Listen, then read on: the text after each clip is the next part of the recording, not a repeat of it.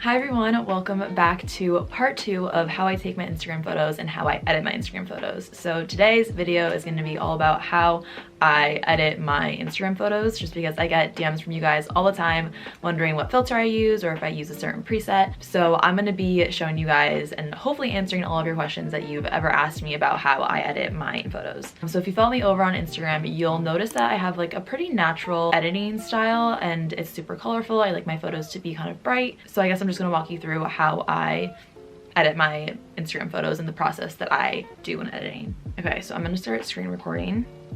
Okay, so here's a bunch of photos that I've already taken and posted on my Instagram already. So if you follow me on Instagram, you would have seen this. So these are, I'll show you the apps. These are the apps that I use when editing my photos or videos.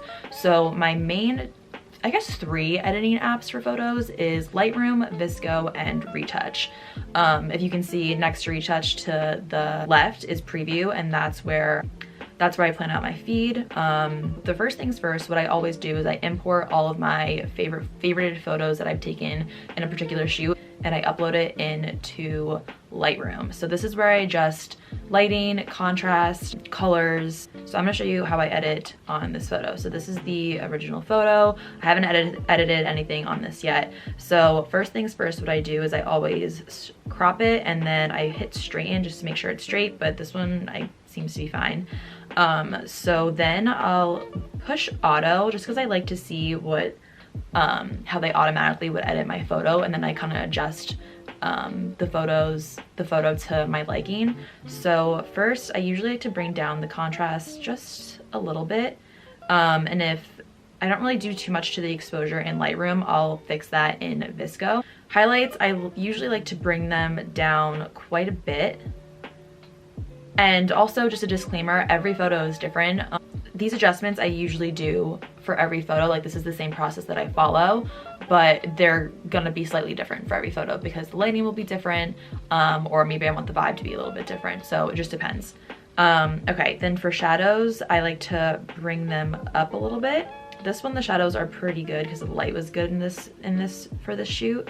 So I'm not gonna do too much to it, but if the shadows are really harsh, I'll bring up the shadows a lot. For whites, I'll usually bring them down a tad. So for blacks, I usually keep it around the recommendation that the automated button gave me. But then into color, they usually adjust the vibrance when you hit auto, so I just bring that back down. So then you're gonna hit the mix button, and then this is my trick for looking just a little bit tanner. I'll go into the orange and I bring the luminance down just a little bit, because I don't want to overdo it and look like orange. And then usually for yellows, I'll either bring it down a tad or leave it how it is. Greens, I like how the greens look in this photo, but sometimes I'll bring the saturation down. But this is pretty good. And then blues, because my dress is pretty blue, I'm gonna keep it how it is. I might bring up the luminance a little bit just to add back some highlight. But yeah, so that's pretty much it in Lightroom. I'll show you guys the before and after. So yeah, really minor adjustments. So once I am done editing it in Lightroom, I'm gonna go ahead and I'll export all of the photos that I edit in Lightroom. I'll import it into VSCO.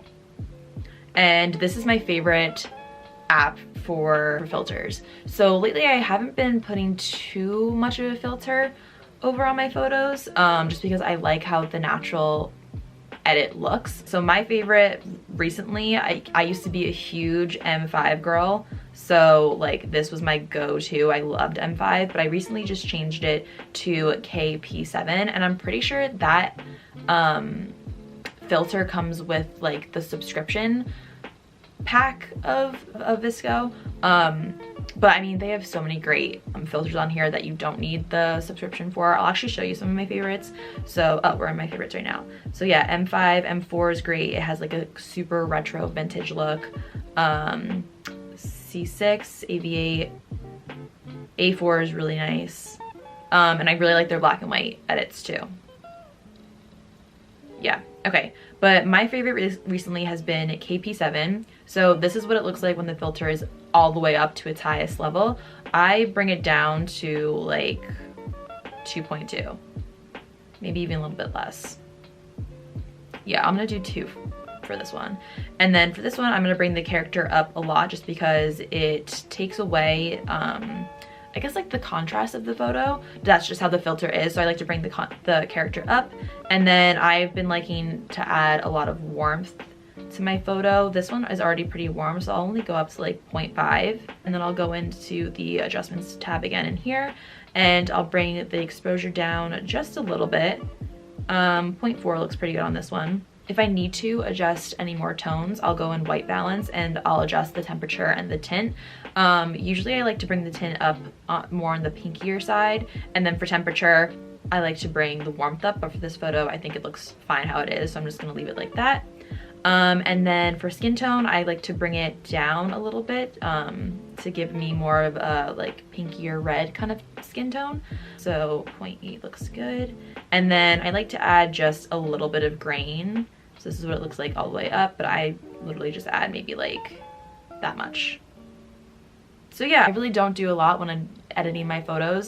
This is the same process that I use for every single photo, and I think it looks super natural. I'll go ahead and I'll show you if I want to like retouch anything. Okay, so I'm gonna go ahead and I'm gonna save this to my camera roll, and then I'm gonna show you if there's things in a photo that I don't want in a photo, like if there's trash in the background or something, or like a patch of grass looks really brown or kind of gross. I'll go into the app Retouch and I will upload the photo that I want to retouch. And I guess for this one, these like sparse spots back here, I'll go ahead and I'll go into quick repair and I'll just highlight all of those kind of sparse spots, and this tool will fill it in super quick.